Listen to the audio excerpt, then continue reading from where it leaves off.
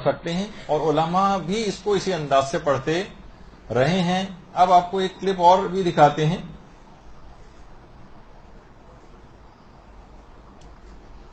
کہ مراجع بھی کوفو ون کو کف ان بھی پڑھتے ہیں۔ تو اپنی ایسا نہیں کہ صرف ایک تھیوریٹیکل ایک مسئلہ بتایا گیا ہے، لیکن عام زندگی میں بھی ایسا ہوتا ہے۔ بسم اللہ الرحمن الرحیم قل هو اللہ احد اللہ الصمد لم یلد ولم یولد ولم یکن له کفوا احد بسم اللہ الرحمن الرحیم قل هو اللہ احد اللہ الصمد لم یلد ولم یولد ولم یکن له کفوا احد۔ اچھا، اب الحمد پڑھ لی ہم نے، سورہ قل هو اللہ احد پڑھ لی۔ اب اس سے پہلے کہ رکوع کے اندر جائیں تو تیسری اور چوتھی رکعت میں کیونکہ یا تو سورہ الحمد پڑھی جاتی ہے یا پھر زیادہ بہتر ہے کہ تسبیحات اربع یہ پڑھی جائیں۔ اب تھوڑا سا تسبیحات اربع، سبحان اللہ والحمد للہ ولا الہ الا اللہ واللہ اکبر، یہ خود اتنا ایک عظیم کلمہ اور جملہ ہے کہ واقعتاً اب تک آپ سرسری طور پر اگر پڑھتے رہی ہوں تو اب آپ کو اندازہ ہوگا کہ کتنا عظیم کلمہ آپ اپنی زبان سے سرسری طور پر نکال رہی ہیں۔ کہا جاتا ہے کہ روایات میں کی جو 4 تسبیحات ہیں، سبحان اللہ ہے ایک، والحمد للہ ہے، پھر ولا الہ الا اللہ واللہ اکبر، جب اسے تسبیحات اربع یعنی 4 تسبیحات کہا جاتا ہے۔ انہی 4 تسبیحات پر خانہ کعبہ کی دیواریں استوار ہیں، اور اللہم صلی علی محمد،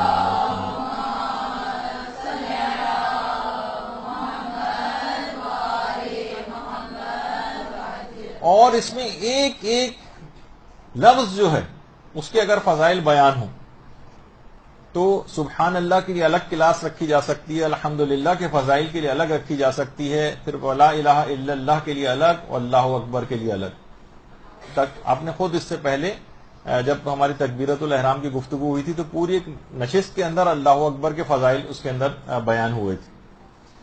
تو اتنی، اور سوچیں کہ یہ 4 تسبیحاں مل کر آپ تیسری اور چوتھی رکعت کے اندر پڑھتی ہیں تو کتنا اس کے فضائل ہوں گے کہ ان 4 تسبیحوں کو جمع کر کے پھر اس کو جو ہے اس انداز سے پڑھا جاتا ہے تیسری اور چوتھی رکعت میں۔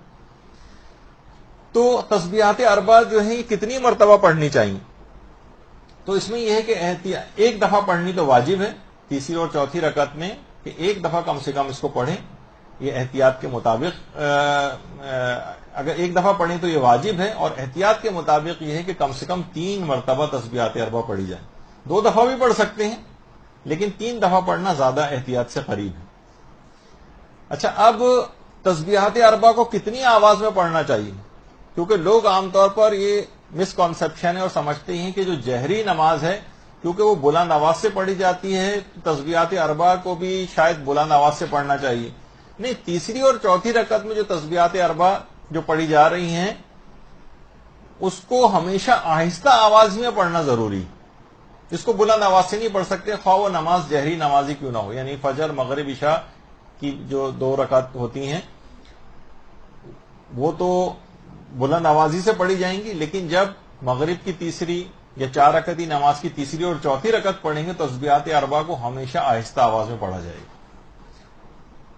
خواہ اگر الحمد پڑھیں تو اسے بھی آہستہ آوازی میں پڑھا جائے گا۔ لیکن اگر تسبیحات اربع کو کوئی شخص 4 مرتبہ پڑھ لے تب بھی کوئی حرج نہیں ہے، تسبیحات اربع کو 4 دفعہ بھی پڑھا جا سکتا ہے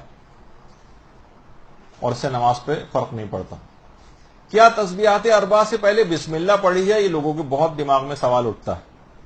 تو دیکھیے، اسلام میں الگ سے کوئی حکم نہیں ہے کہ تسبیحات اربع سے پہلے آپ بسم اللہ پڑھیں، بلکہ بسم اللہ کے بغیر ہی اس کو پڑھنا چاہیے۔ لیکن اگر کوئی شخص بسم اللہ پڑھ کر تسبیحات اربع پڑھتا ہے تو اس سے بھی نماز باطل نہیں ہوتی ہے، نماز پر فرق نہیں پڑتا ہے۔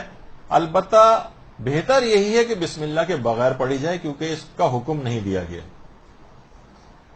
اور اگر کوئی شخص پڑھ بھی رہا ہے بسم اللہ تو ایک ذکر مطلق کی نیت سے پڑھے اور یعنی خصوصیت کی نیت نہ کرے کہ اللہ نے حکم دیا ہے کہ اس سے پہلے بسم اللہ پڑھی جائے. اچھا، اگر کوئی شخص تسبیحات اربع پڑھنا بھول جائے، بعض اوقات یہ ہوتا ہے نا کہ خیال میں اپنے کھڑے ہوئے تیسری اور چوتھی رکعت میں اور دماغ ادھر ادھر بھٹک گیا اور رکوع کے اندر چلے گئے، تسبیحات اربع پڑھنا کوئی بھول جائے، تو آغا سیستانی بھی فرماتے ہیں کہ احتیاط مستحب یہ کہ 2 سجدے سہو بجا لائے. دیکھیے، تسبیحات الحمد کا سورہ بھول جائے تو اس کے لیے الگ سے 2 سجدے سہو نہیں ہے، بلکہ تسبیحات اربع اگر کوئی شخص پڑھنا بھول جائے تو اس کے لیے 2 سجدے سہو بجا لائے. احتیاط مستحب، البتہ واجب تو نہیں ہے. اور تسبیحات اربع کو کہا جاتا ہے یہ جہنم سے آگ کے مقابلے کے لیے ایک ڈھال ہے، اور نمازوں سے ہٹ کر بھی اس کو پڑھنے کی بڑی تاکید آئی. نماز کے بعد خاص طور پر پڑھنے کی بڑی تاکید آئی. مسافر کے لیے بہت تاکید ہے کہ سفر میں اگر کوئی شخص ہو تو نمازوں کے بعد تسبیحات اربع پڑھے. تو اب آپ تھوڑے سے میں اس کی بھی بیان کر دوں تاکہ آپ کے سامنے کا اندازہ ہو جائے کہ جب نمازوں سے ہٹ کر اس کے اتنے زیادہ فائدے ہیں تو خود نماز کے دوران پڑھنے سے، کیونکہ نماز میں جو قرات کی جاتی ہے اس کا 10 گنا زیادہ عام نماز میں قرات سے، مثلا آپ عام زندگی میں جس وقت نماز نہیں پڑھ رہی جو قرات قرآن یا سوروں کی تلاوت کرتی ہیں، اس سے کہیں زیادہ ثواب دوران نماز ان سوروں کی تلاوت کا. تو اسی طرح سے تسبیحات اربع بھی اگر عام طور پر پڑھ رہی ہیں ان کا ثواب سن لیں تو آپ کو خود بخود اندازہ ہو جائے گا کہ نمازوں میں کتنا زیادہ ثواب ہوگا. تو قطب راوندی نے باقاعدہ امیر المومنین علیہ الصلوۃ والسلام سے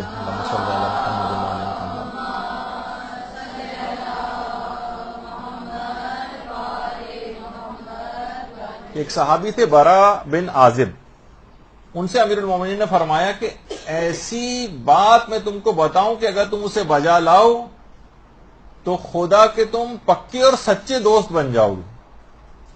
خدا کے پکے اور سچے دوست.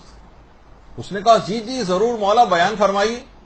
امام نے فرمایا کہ ہر نماز کے بعد 10 مرتبہ تسبیحات اربع پڑھا کرو، اور اگر تم نے ایسا کیا تو دنیا سے تمہاری 1000 بلائیں دور ہوں گی. دنیا کی 1000 بلائیں. امام نے فرمایا ان 1000 بلاؤں میں سے ایک بلا صرف میں بتاتا ہوں، وہ ہے دنیا سے مرتد ہو کے جانا. یعنی ایک تو اتنا بڑی بات کہ انسان مرتد ہونے سے بچ جائے گا، یہ دنیاوی 1000 بلاؤں میں سے ایک بلا صرف کی نشاندہی کی. اور آخرت کے 1000 درجات تمہارے لیے ذخیرہ کیے جائیں گے، جن میں سے ایک ذخیرہ یہ ہے کہ رسول اللہ کی ہمسائیگی کا شرف تم کو عطا کیا جائے گا.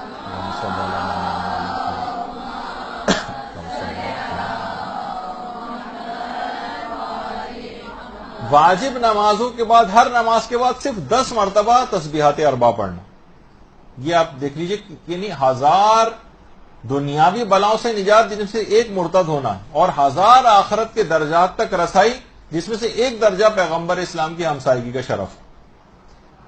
اچھا، پھر اس کے بعد اگر کوئی شخص 30 مرتبہ نماز کے بعد اسے کہے تو ہمارے چھٹے امام امام جعفر صادق علیہ السلام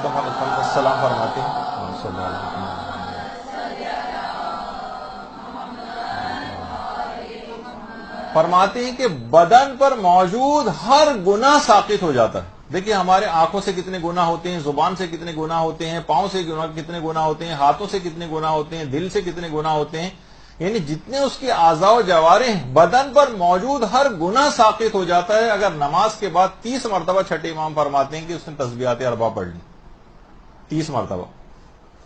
اور جن کا بھی تذکرہ ہوا تھا آیت اللہ سید عبد الکریم کشمیری، وہ فرماتے تھے کہ نورانیت قلب اگر کسی شخص کو واقعتاً پیدا کرنی ہے تو وہ 30 مرتبہ، ابھی آپ نے 20 سنا تھا، اب 30 دفعہ 30 مرتبہ نورانیت قلب پیدا کرنے کے لیے مجرب ترین ہے تسبیحات اربع. 30 مرتبہ 30، وہ 20 تھا. اچھا، پھر اس کے بعد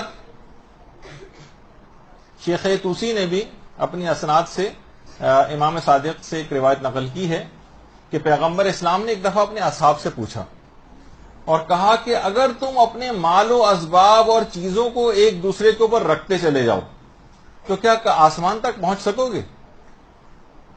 لوگوں نے کہا نہیں یا رسول اللہ، یہ تو ممکن ہی نہیں، ہم کتنی چیزوں کو ایک دوسرے کے اوپر رکھتے چلے ہیں، آسمان تک تو نہیں جا سکتے۔ پیغمبر نے فرمایا کہ تم چاہتے ہو کہ میں تمہیں ایک ایسی چیز تعلیم کروں جس کی جڑیں تو زمین پر ہوں لیکن شاخیں آسمان پر ہوں؟ کہا کہ پیغمبر اسلام جی ضرور فرمائیے۔ تو پیغمبر نے فرمایا کہ ہر نماز کے بعد 30 مرتبہ تسبیحات اربع پڑھو، یعنی تم زمین سے آسمان معرفت تک تمہاری رسائی ہو جائے گی۔ تو اس سے آپ اندازہ لگائیں کہ یعنی ایسی چیز کہ جس کی جڑیں زمین پر ہیں لیکن اس کی شاخیں آسمان تک چلی گئی ہیں، تسبیحات اربع ایسی چیز ہے۔ یہ 30 کا عدد تھا۔ چھٹے امام فرماتے ہیں اگر کوئی شخص نماز میں جگہ چھوڑنے سے پہلے، یعنی ابھی نماز پڑھنے کے بعد اٹھا نہیں اور وہ 40 دفعہ تسبیحات اربع پڑھ لے تو اس کے بعد وہ جو کچھ بھی خدا سے مانگے گا وہ تمام دعائیں قبول ہو جائیں گی۔ نماز کے بعد 40 دفعہ اگر تسبیحات اربع پڑھ لے، اور اس سے بھی زیادہ اگر دیکھیں تو نماز جعفر طیار جس میں 300 مرتبہ تسبیحات اربع پڑھی جاتی ہیں، اس کا آپ خود سوچ لیجئے کہ کتنا بڑا مقام اور اجر ہوگا جس میں 300 مرتبہ نماز جعفر طیار میں تسبیحات اربع پڑھی جاتی ہیں۔ اور ایک چیز اور، اس میں 60 کا عدد کا اضافہ اگر اور ہو جائے، اور امیر المومنین علیہ الصلوۃ والسلام یہ جملہ ارشاد فرماتے ہیں،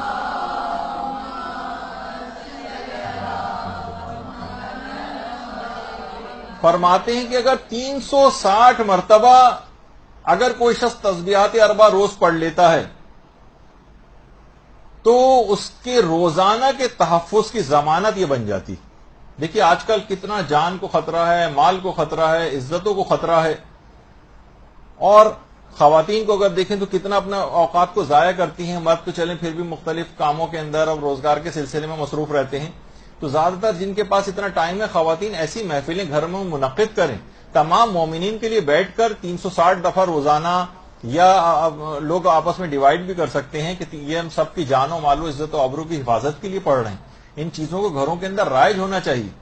یعنی عام طور پر خواتین کو بھی وہ باتیں زیادہ سمجھ میں آنے لگیں، کہا جائے کہ جناب آپ کو، اور اس کی ضرورت بھی پیش آ جاتی ہے کبھی، لیکن ہر دفعہ تو ضرورت نہیں ہوتی اس کی کہ ہر وقت وہ سوچیں گے نہیں ہمیں تمام مظاہروں کے اندر ہی شریک ہونا ہے ہمیشہ، یعنی تمام تر صورتحال کے اندر نہیں۔ ایسی صورتحال ہوتی کبھی آپ کا کہیں جانا باہر پاسبل نہیں ہوتا، تو گھروں میں ان تمام چیزوں سے بھی استفادہ کریں، یعنی جو علماء کی ہدایات اس سلسلے میں ہوتی ہیں ان پر الگ عمل کریں، لیکن جب یہ نہیں ہو رہا ہے تو ان چیزوں کو کیوں چھوڑ رکھا ہے اپنے گھروں سے، ان میں دوبارہ اس کو رائج ہونا چاہیے۔ تو روزانہ 360 مرتبہ تسبیحات اربع کی تلاوت، یعنی اس دن کی گارنٹی، ضمانت کہتے ہیں گارنٹی ہونے کو، گارنٹی امام لے رہے ہیں کہ اس دن کی تمام روزانہ کے تحفظ کی ضمانت ہو جائیں گی تسبیحات اربع۔ اور اس ذکر کے متعلق یہ بات بھی کہی جاتی ہے کہ واقعتاً اس کو پوری اس کے ساتھ پڑھنا چاہیے، ان اذکار کو معرفت کے ساتھ۔ یہ صرف فقط ایک جملہ نہیں ہے، پیغمبر اسلام فرماتے ہیں کہ اس کا کثرت سے ذکر اگر کوئی شخص کرے گا تو یعنی یہ ذکر جو قیامت کے روز اس شان کے ساتھ آئے گا، تسبیحات اربع کا جو ذکر ہے، کہ اس ذکر کے آگے اور پیچھے فرشتے چل رہے ہوں گے اور کچھ فرشتے اس کی اتباع کر رہے ہوں، اور یہ کلمات جو ہیں تسبیحات اربع کے، یہ انسان کی باقی رہ جانے والی نیکیاں جن کو باقیات الصالحات کہا جاتا ہے، قرآن نے بھی جن کو باقیات الصالحات کہا ہے ان کو باقیات الصالحات کہا جاتا ہے۔ باقاعدہ روایت میں بھی ہے کہ باقیات الصالحات جو قرآن نے لفظ استعمال کیا یہ سبحان اللہ والحمد للہ ولا الہ الا اللہ واللہ اکبر کے لیے کہا، یہ بھی ایک اس کا مصداق۔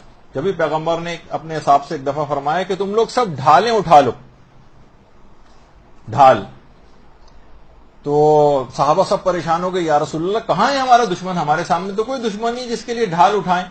پیغمبر نے فرمایا جہنم کی آگ کا مقابلہ کرنے کے لیے ڈھال اٹھاؤ اور کہو سبحان اللہ والحمد للہ ولا الہ الا اللہ واللہ اکبر۔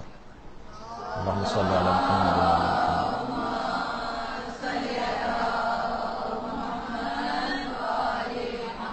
اور یہ جملے ایسے ہیں واقعتاً کہ انسان، روایات میں آئے کہ دیوار کے نیچے دب کر مرنے سے محفوظ ہوگا، یعنی زلزلوں وغیرہ میں اس طرح دب کے مر جاتے ہیں، غرق ہونے سے محفوظ رہے گا، سیلاب، طوفان، سونامیاں، کیا کیا چیزیں آ جاتی ہیں، کنویں میں گر کر مرنے سے محفوظ ہوگا، درندوں کے چیرنے پھاڑنے سے محفوظ ہوگا، انسانی شکلوں میں جو درندے آج کل پھر رہے ہیں ان سے بھی انشاءاللہ محفوظ ہوگا، اور بری موت سے انسان محفوظ ہوگا، اور انسان پر نازل ہونے والی جتنی بھی ناگوار بلائیں اور آسمانی حادثات ہیں ان سے بھی انسان محفوظ ہو جاتا ہے ان تسبیحات اربع کو. تو آپ نے دیکھا کہ عام زندگی میں جب پڑھنے سے اتنا فائدہ ہے تو ایک اصول اور قاعدہ اور کلیہ یہ ہے کہ نماز میں ان اذکار کو کرنے کا ثواب بے تحاشا اور بڑھ جاتا ہے عمومی زندگی سے بھی. تو آپ سوچیں کہ تسبیحات اربع یہ جو ابھی تک تو آپ نے سنا کہ ایک دفعہ واجب تھا، لیکن 3 دفعہ پڑھنا اور 3 سے زائد دفعہ بھی پڑھا جا سکتا ہے، 5 دفعہ بھی پڑھا جا سکتا ہے، 7 دفعہ بھی پڑھا جا سکتا ہے. بہتر ہے کہ طاق عدد میں پڑھا جائے اس کو. تو نماز میں زیادہ سے زیادہ بھی پڑھنے کی آپ کو اجازت ہے. تو اگر یہ نماز میں اس انداز سے پڑھی جائے پوری معرفت کے ساتھ تو نماز آپ کی بہترین نماز انشاءاللہ قرار پائے گی. اور پیغمبر نے ایک جملہ اور ارشاد فرمایا کہ 5 چیزیں ایسی ہیں جو نامہ اعمال کو بے انتہا وزنی کر دیتی ہیں. ان میں 4 چیزیں تو فقط یہی تسبیحات اربع ہیں. 5 چیزوں سے پیغمبر نے فرمایا جس سے نامہ اعمال بے انتہا وزنی ہو جاتا ہے، جس میں 4 چیزیں تو یہ 4 تسبیحیں ہی ہیں. اور 5ویں پیغمبر نے فرمایا اگر کسی مومن کا کوئی نیک بیٹا مر جائے اور اس کی موت پر وہ صبر کرے، 5ویں چیز وہ ہے. تو آپ نے دیکھا کہ بہرحال یعنی خود ان 5 چیزوں کے اندر جو نامہ اعمال کو وزنی کرتی 4 تو فقط یہ تسبیحات ہیں. اور کعبہ، بیت معمور اور عرش الہی کی جو بنیادیں ہیں وہ ان 4 تسبیحات کے اوپر. تو بہرحال اور یہ بھی علماء بیان فرماتے ہیں جس روایات سے جس کی تائید ہو جاتی ہے کہ اگر کوئی شخص انفاق کے اوپر کسی کی طبیعت مائل نہیں، زیادہ پیسہ خرچ کرتے ہوئے اس کے ہاتھ رکتے ہیں، نماز شب کے لیے راتوں کو اٹھ کر عبادت کرنا اس کے لیے پاسبل نہیں، زیادہ روزے رکھنا اس کے لیے مشکل ہوتا ہے، بہت سے لوگوں سے نہیں روزے رکھے جاتے ہیں، تو پھر آخر ایسے اشخاص تسبیحات اربع پڑھنے سے کیوں بخل کرتے ہیں؟ روایت میں ایک سوال پوچھا گیا. اگر آپ کی طبیعت مائل نہیں ہے انفاق فی سبیل اللہ خدا کی راہ میں خرچ کرنے کے لیے، آپ کی طبیعت مائل نہیں ہوتی رات کو اٹھ کر نماز پڑھنے کے لیے، آپ کی طبیعت مائل نہیں ہوتی کہ آپ رمضان کے علاوہ بھی روزے مستحب روزے رکھیں، تو آخر کس چیز نے آپ کو مجبور کیا ہے کہ آپ اتنے بخیل بن جائیں کہ تسبیحات اربع بھی نہ پڑھ سکیں؟ یعنی تسبیحات اربع ان کی کمی کو پورا کریں. تو ایسے افراد جن کے لیے یہ ممکن نہیں ہے وہ زیادہ سے زیادہ تسبیحات اربع کی طرف اپنا رجحان رکھیں، تو یہ تاکہ وہ روحانی کمی جو ان عبادت کو انجام دینے سے آپ کے اندر آ جاتی ہے وہ اس کے تسبیحات اربع کے ذریعے وہ کمی پوری کر دی جائے. اچھا، اب تیسری اور چوتھی رکعت میں ہم نے تسبیحات اربع پڑھ لی. اب اس کے بعد ایک واجب ہے جس کو کہا جاتا ہے، نہیں بلکہ ہاں پہلے 1-2 مسئلے اور بھی، کیونکہ ترتیب میں ہمارے پاس یہ بھی ہیں، 2-4 مسئلے صرف یہ اور بیان کر دیں تو پھر ہم اگلے حصے کے اوپر چلے جائیں. بعض اوقات یہ ہوتا ہے، آپ نے دیکھا کہ ہم جہری نماز پڑھ رہے تھے، بھولے سے ہم نے پوری نماز آہستہ پڑھ لی. خواتین کا تو خیر چلیں پھر بھی دونوں طرح سے اجازت ہے، یعنی وہ جہری نماز کو بھی آہستہ آواز میں پڑھ سکتی ہیں، لیکن جیسے کہ مرد حضرات ہیں پڑھنی چاہیے تھی بلند آواز سے نماز، بھول کر آہستہ آواز میں شروع کر دی. تو جتنی نماز اب تک آہستہ آواز میں پڑھ چکے ہوں وہ صحیح سمجھی جائے گی. اب جیسے خیال آئے فوراً بلند آواز سے، اور اگر حمد اور سورہ جو پڑھ رہے ہیں جہاں سے بھی یاد آئے، جس آیت سے بھی یاد آئے وہیں سے بلند آواز اپنی کر لیں، اور پچھلے سورہ جتنا پڑھ چکے ہوں خاموشی سے اس کو دہرانے کی ضرورت نہیں، وہ ہو گئی، وہ صحیح ہو گئی. اور اسی طرح سے الٹا بھی اس کا ہوتا ہے کہ بعض اوقات اخفاتی نماز ہوتی ہے، ہم نے بھول کر جہری پڑھنی شروع کر دی، یعنی بلند آواز سے پڑھنا شروع کر دی.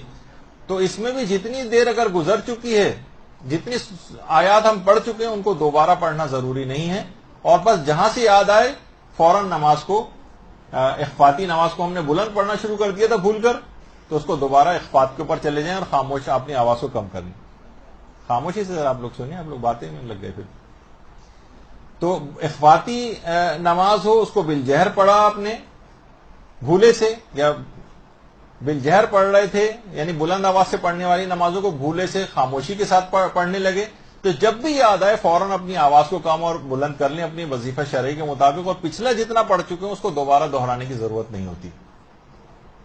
اچھا، ایک مسئلہ اور بھی لوگوں کے دماغ میں آتا ہے، اکثر لوگ سوال پوچھتے ہیں کہ یہ جہر و اخفات کا مسئلہ یہ قضا نمازوں میں بھی چلتا ہے؟ مثلا کوئی نماز ہماری مغرب کی یا عشاء کی قضا ہو گئی، تو ضروری ہے کہ جب ہم اس کی قضا پڑھیں تو ہم اس کو بلند آواز سے ہی پڑھیں، یا یہ مسئلہ صرف ادا نماز کا ہے قضا نمازوں تک کا ہے؟ تو جواب ہے کہ جی ہاں، یہ مسئلہ قضا نمازوں تک کا بھی، یعنی اگر جو نماز جیسی ہے جو جہری پڑھی جاتی ہے اس کی قضا بھی جہری ہوگی، جو اخفاتی پڑھی جاتی ہے اس کی قضا بھی پڑھیں گے تو اخفاتی ہوگی. جیسے اس سے ملتا جلتا ایک مسئلہ لوگ اکثر پوچھتے ہیں کہ سفر میں اگر ہماری کوئی نماز قضا ہو جائے تو پھر بعد میں ہم اپنے وطن میں آ کر اگر پڑھیں تو پوری پڑھیں گے یا قصر پڑھیں گے اس کو. تو اس میں بھی حکم یہی ہے کہ جس حالت میں وہ نماز قضا ہوئی ہے، یعنی قصر حال جب آپ کا وظیفہ شرعی تھا، جس وقت موقع پر وہ قضا ہوئی ہے، اگر آپ کا وظیفہ شرعی قصر پڑھنا تھا تو اس کی قضا بھی قصر پڑھی جائے گی، اب چاہے اپنے وطن ہی کیوں نہ آ چکے. خیر، اسی طرح سے ایک سوال اور بھی پیدا ہوتا ہے، کیونکہ قرات، اب ہم قرات سے آگے چلے جائیں گے، رکوع کی طرف چلے جائیں گے تو یہ معاملات مکمل ہو جائیں. اکثر لوگ اجارے کی نمازیں بھی پڑھتے ہیں، مثلا کسی عورت کی نمازیں اجارہ پڑھ رہے ہیں کسی مرحومہ کی، تو اس میں مرد جو ہے عورت کے وظیفہ پر عمل کرے گا یا اپنے مطابق عمل کرے گا؟ یعنی اس کی وظیفہ تو یہ ہے کہ وہ بلند آواز سے پڑھے جہری نمازوں کو، باقی اخفاتی پڑھے، اور عورت کے لیے یہ اختیار ہے. تو کیا وہ عورت کی طرف سے کیونکہ پڑھ رہا ہے تو یہ اختیار اس کو ملے گا کہ وہ جہری نمازوں کو بھی اخفاتی کر دے، خاموشی سے پڑھے؟ تو جواب ہے کہ جی نہیں، مرد اپنے وظیفہ شرعی پہ عمل کرے گا چاہے وہ عورت ہی کی نماز کیوں نہ پڑھ رہا ہو. یہ ایک ہوتا ہے عام طور پر سوال، اور جو اجارہ پڑھتے ہیں خیر اس سے واقف بھی ہوتے ہیں. اچھا، کیا قرات نماز میں عربی لہجے کی رعایت کرنا ضروری ہے؟ کیونکہ بہت سارے افراد ایسے ہیں کہ جنہوں نے باقاعدہ کورسز کر رکھے ہیں قرات وغیرہ کے، ان کو تو ہر شخص کی نماز غلط لگتی ہے. ہاں، کچھ چیزیں ایسی ہیں تلفظ کی غلطیاں وہ تو نہیں ہونی چاہیے، لیکن لہجہ بھی ویسے ہی ہو، عربوں جیسا لہجہ اپنا پورا بنا لیں، یہ آپ پر واجب نہیں. بس صحیح تلفظ ہونا چاہیے، جس لفظ کا جیسا تلفظ ہے وہ آپ نے صحیح کیا، لیکن آپ نے اپنا ذرا پاکستانی ظاہر آپ کا لہجہ رہے گا، اس کو عربی لہجہ بنانے کی یہ آپ پر واجب نہیں.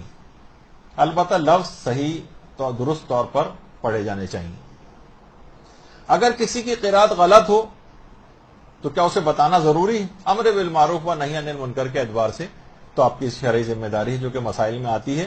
یعنی اگر کوئی اس طرح سے فاش غلطیاں دوران نماز کر رہا ہے تو آپ اس کو بتائیں کہ آپ کی نماز میں یہ غلطیاں ہو رہی ہیں، تاکہ وہ اپنی صحیح نماز کر لے، اور بعد کی زندگی بھی بہرحال آپ خود بھی اس کی، جب تک وہ صحیح نمازیں پڑھتا رہے گا آپ بھی اس کے ثواب میں شریک ہو جائیں گے. تو بتا دیں اس کو.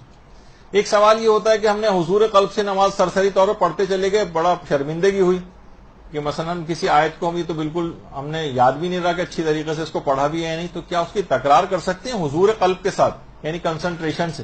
تو اس میں کوئی فرق تو نہیں پڑے گا؟ تو اس کا بھی علماء نے یہ جواب دیا کہ حضور قلب سے اس کی تکرار کی جا سکتی ہے، اس آیت کی جس کو آپ نے صحیح توجہ کے ساتھ نہ پڑھا ہو.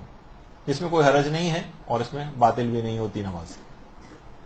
پھر کچھ لوگ جیسے کہ اعوذ باللہ من الشیطان الرجیم، اس میں اگر لوگ کہتے ہیں کہ بھئی اگر ہم لعین کا اضافہ کر لیں اعوذ باللہ من الشیطان اللعین الرجیم تو کیا اس کی اجازت ہے؟ تو جواب ہے کہ جی ہاں، اس کی بھی اجازت ہے، اور اس طرح سے بھی جو ہے اس کو پڑھا جا سکتا ہے. اسی طرح سے لوگ یہ بھی دماغ میں آتا ہے کہ جیسے ہم سورہ ختم کرتے ہیں تو اس میں خیر صدقہ ہو گیا، صدق اللہ العلی العظیم، تو اس کے اندر جو ہے آگے اس کو آپ نکال دیجئے گا. تو کیا سورے کی قرات کے بعد بھی اس کو پڑھا جا سکتا ہے جیسے کہ ہم قرات قرآن کے اختتام پہ آخر میں پڑھتے ہیں؟ تو جواب ہے کہ جی ہاں، پڑھنے کی اجازت تو ہے، یعنی پڑھ سکتے ہیں اس کو. یعنی اس کو پڑھنے سے بہرحال یہ ایسا نہیں ہے کہ آپ بے اختیار پڑھ رہی تھی اور آپ کا ہمیشہ سے طریقہ کار تھا کہ عام طور پر سورے کے بعد ختم کرنے کے بعد، قرات کو ختم کرنے کے بعد اس جملے کو پڑھا جاتا ہے. تو اگر نماز میں بھی ایسا ہو جائے تو اس سے نماز پہ فرق نہیں پڑتا، نماز ٹھیک رہتی ہے. اب آ جائیے، اس کے بعد ایک اہم ترین واجب ہے کہ اس کے بعد ہمیں رکوع میں جانا ہے، لیکن رکوع میں جانے سے پہلے ایک اہم ترین واجب ہے جسے قیام متصل برکوع کہا جاتا ہے. یعنی ایک ایسا قیام ہے جو کہ واجب ہے، کیونکہ نماز میں جو واجب قیام ہے اس کی دو اقسام ہیں. ایک کو کہتے ہیں ایسا قیام جو کہ رکنی ہے، اور ایک ایسا قیام ہے جو کہ غیر رکنی ہے. یہ تو آپ میں سے اکثر زیادہ تر پڑھ بھی چکی ہیں، اس وجہ سے اس میں زیادہ تفصیل میں تو نہیں جانا ہے. جو قیام رکنی ہے، جو قیام واجب رکنی ہے، وہ چاہے عمدن ہو یا سہون آپ سے چھوٹ جائے آپ کی نماز باطل ہو جاتی ہے. جیسے اکثر علماء سوائے آغا سیستانی کی، اس میں ایک مسئلے میں انہوں نے اختلاف کیا ہے، وہ کہتے ہیں تکبیرۃ الاحرام کہتے وقت کا قیام یہ واجب رکنی ہے. اکثر علماء ایک چیز کا اس میں اضافہ ہو، جیسے اگر اس کو جان بوجھ کر اگر ترک کر دیں، تکبیرۃ الاحرام کے وقت قیام میں نہیں تھے، تو اگر جان بوجھ کے چاہے بھولے سے نماز باطل ہو جاتی، سوائے آغا سیستانی کے جو کہتے ہیں اگر بھولے سے ایسا ہو جائے یا استقرار نہیں تھا یا مثلا جسم ہل رہا تھا اس موقع پر، بھولے سے ایسا ہو جائے تو نماز ٹھیک رہتی ہے. لیکن اکثر علماء کا یہ ہے کہ نہیں، اس موقع پر بھولے سے بھی اگر ایسا ہو جائے تو نماز باطل. اچھا، ایک تو یہ، اور دوسرا جو اصلاً ہے جو بیان کرنا تھا وہ قیام متصل برکوع، یہ واجب رکنی ہے. یہ بھولے سے بھی چھوٹ جائے چاہے جان بوجھ کر چھوڑیں، ہر صورت میں نماز باطل ہو جاتی. اچھا، یہ تو رکنی تھے. غیر رکنی وہ قیام ہوتا ہے، قیام واجب غیر، یہ ہے تو واجب لیکن رکن نہیں. یعنی اگر بھولے سے آپ سے چھوٹ جائے تو آپ کی نماز صحیح رہتی. ہاں، جان بوجھ کے نہیں چھوڑ سکتے. مثلا جس وقت قرات سورہ آپ کر رہی ہیں اس وقت کا قیام، سورہ کی جس وقت قرات کی جاتی ہے. مثلا اکثر ایسا ہوتا ہے کہ ہم بھول ہی گئے دوسرا سورہ پڑھنا اور الحمد کے بعد چلے گئے رکوع کے اندر، تو جب سورہ ہی نہیں پڑھا تو اس کا قیام بھی کہاں ہوا. لیکن کیونکہ بھولے سے ایسا ہوا ہے تو لہذا نماز اس کی صحیح رہتی ہے. تو واجب جان بوجھ کے نہیں چھوڑا جا سکتا اس کو، لیکن یہ کہ بہرحال بھولے سے اگر چھوٹ جائے تو نماز ٹھیک رہتی. صرف جان بوجھ کر اگر اسے چھوڑے تو نماز باطل ہوتی. اور اسی طرح سے رکوع کے بعد کا قیام، جب رکوع سے اٹھ کر سیدھے کھڑے ہوتے ہیں، لوگ اکثر اس کو قیام متصل و رکوع سمجھتے ہیں. یہ نہیں ہے. قیام متصل و رکوع ہمیشہ رکوع میں جانے سے پہلے والا قیام ہوتا ہے. رکوع کے بعد والا قیام بھی واجب ہے لیکن وہ قیام غیر رکنی. اگر بھولے سے چھوٹ جائے تو نماز صحیح رہتی. تو تکبیرۃ الاحرام کہتے وقت استقرار بہت ضروری ہے، اور بالکل اسٹل ہو کر تکبیرۃ الاحرام کہنی چاہیے، جسم حالت حرکت میں نہیں. اکثر ہم نے دیکھا ہے کہ مساجد میں لوگ بھاگتے ہوئے آتے ہیں اور اس وقت جسم حالت حرکت میں ہوتا ہے اور تکبیرۃ الاحرام کہہ دیتے ہیں. یہ غلطی ہے، اس کو صحیح ہونا چاہیے. اور اسی طرح سے جماعت کی پہلی رکعت کو لینے کے لیے بھی لوگ اسی طرح سے آ کر رکوع میں شامل ہوتے ہیں اور اللہ اکبر، جسم بھی حالت حرکت میں ہے اور نہ قیام متصل و رکوع سے پہلے ہوتا ہے لوگوں کا، جو اتنی زیادہ تیز رفتاری میں ہوتے ہیں اور ایک دم سے اللہ اکبر حالت حرکت میں کہتے ہوئے فوراً رکوع کے اندر اس طرح سے چلے جاتے ہیں. اگر ایسی کوئی غلطی کر رہے ہیں جس میں قیام متصل و رکوع بھی نہیں کر پا رہے ہیں اور جماعت میں شامل ہو رہے ہیں تو وہ بھی نماز باطل ہو سکتی ہے. تو بہرحال اتنا ضرور البتہ بتا دیا جائے کہ زیادہ تر افراد 95-98% افراد ایسے ہیں کہ جن کو قیام متصل و رکوع حاصل ہو جاتا ہے. قیام متصل و رکوع اتنا مشکل تھا، ابھی تک اس کی میں نے ڈیفینیشن ہی نہیں بتائی اور آگے اتنا چلا گیا. قیام متصل و رکوع اس کو کہتے ہیں کہ انسان قیام سے حالت سکون میں رکوع کی طرف جائے. یعنی آپ جو سیدھی کھڑی الحمد اور دوسرا سورہ آپ نے پڑھ لیا، 2 سیکنڈ 3 سیکنڈ کا ایک وقفہ دے دیں، بالکل اسٹل کھڑی رہیں اور اس کے بعد پھر اللہ اکبر کہہ کے اور رکوع کے اندر چلی جائیں. بس یہ ہو گیا قیام متصل و رکوع. اچھا، عام طور پر وہ افراد جو کہ قرات کو کرنے کے بعد حمد اور سورہ پڑھنے کے بعد جو اللہ اکبر کہہ کر رکوع میں جاتے ہیں، ان کو قیام متصل و رکوع حاصل ہو ہی جاتا ہے. یعنی اتنی ہاتھ، کیونکہ دیکھیے ہاتھوں کی جو حرکت ہے، تکبیر کہتے وقت ہاتھوں کی حرکت یہ مضر نہیں ہے قیام متصل و رکوع کے لیے. لوگ سوچتے ہیں عام طور پر کہ تو ہم حالت حرکت میں ہیں اور اللہ اکبر میں ہاتھوں کو ہم اٹھا رہے ہیں تو بھی تو حرکت ہو رہی ہے ہمارے جسم کو، تو یہ تو قیام متصل و رکوع نہیں ہوا. جو کہ نئی توضیح مسائل پڑھنا شروع کرتے ہیں اکثر وہ لوگوں کو بہت کنفیوز کرتے ہیں، کہتے ہیں نہیں آپ سب کی نماز باطل ہو رہی ہے، قیام متصل و رکوع نہیں کر پا رہے ہیں. یہ آپ نے حالت حرکت میں جو ہے ہاتھوں کو اٹھاتے وقت جو ہے وہ اللہ اکبر کہا تھا اور اس کے بعد رکوع میں چلے گئے تھے. تو اللہ اکبر کیونکہ 2 سیکنڈ تو لگتے ہیں اللہ اکبر کہنے میں ہاتھوں کو اٹھا کر، ہاتھوں کی حرکت سے فرق نہیں پڑتا ہے. مثلا اس طرح سے ہاتھوں کو آدمی اٹھا کے، تو اس میں خود بخود قیام متصل و رکوع، جبکہ جسم حرکت نہ کر رہا ہو، صرف ہاتھوں کو حرکت ہو رہی ہو، اس کو حاصل ہو جاتا ہے. عام طور پر آپ دیکھتے ہیں کہ اس طرح سے لوگ اللہ اکبر کہتے ہیں، اس کے بعد رکوع میں اسی حالت میں اللہ اکبر جبکہ ہاتھ ابھی نیچے لائے بھی نہیں ہوتے اور رکوع کے اندر چلے جاتے ہیں. اس سے بھی کوئی فرق نہیں پڑتا اور قیام متصل و رکوع اس دوران حاصل ہو جاتا ہے.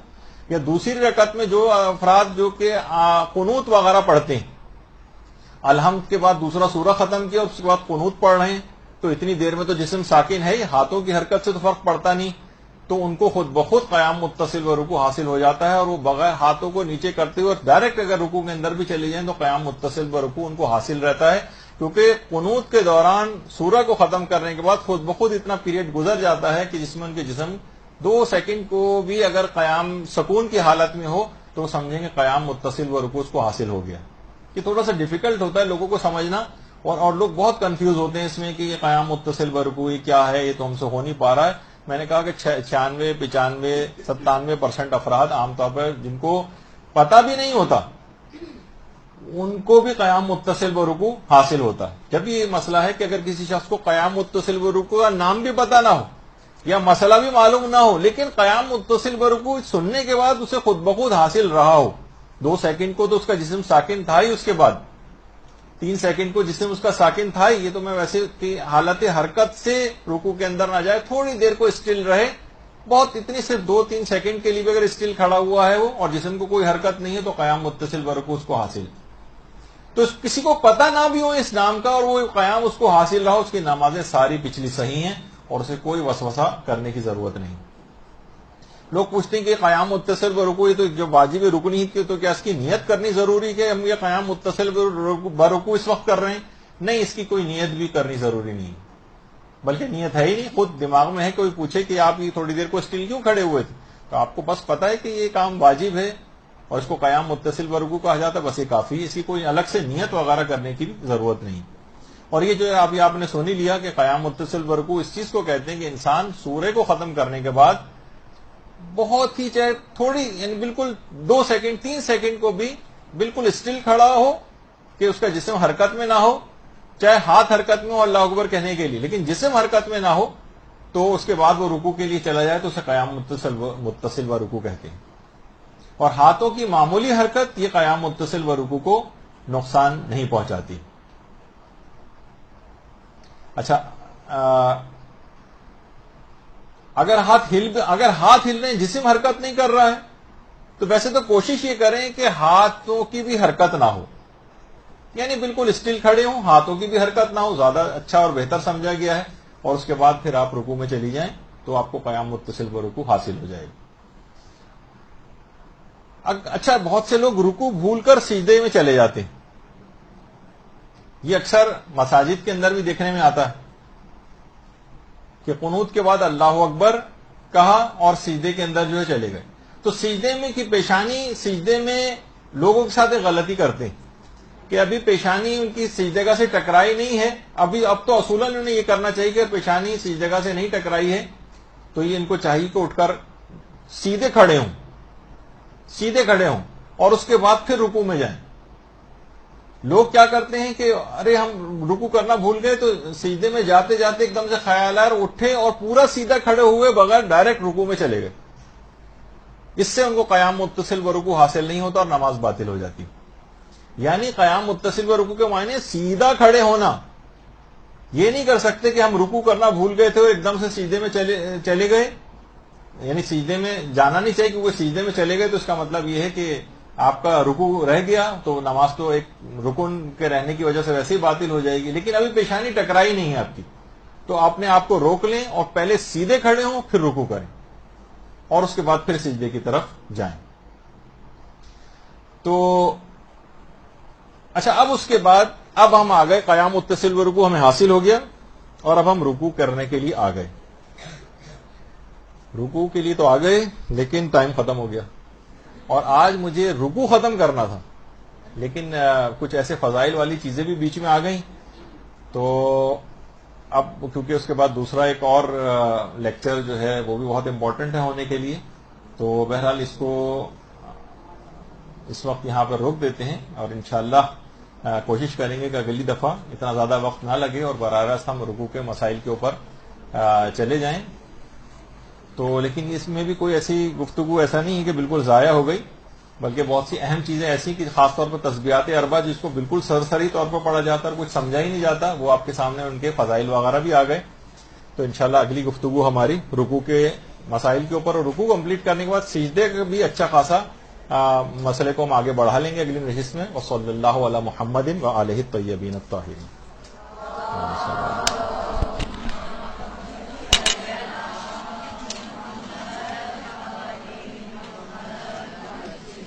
اللجن اللجن اللجن اللجن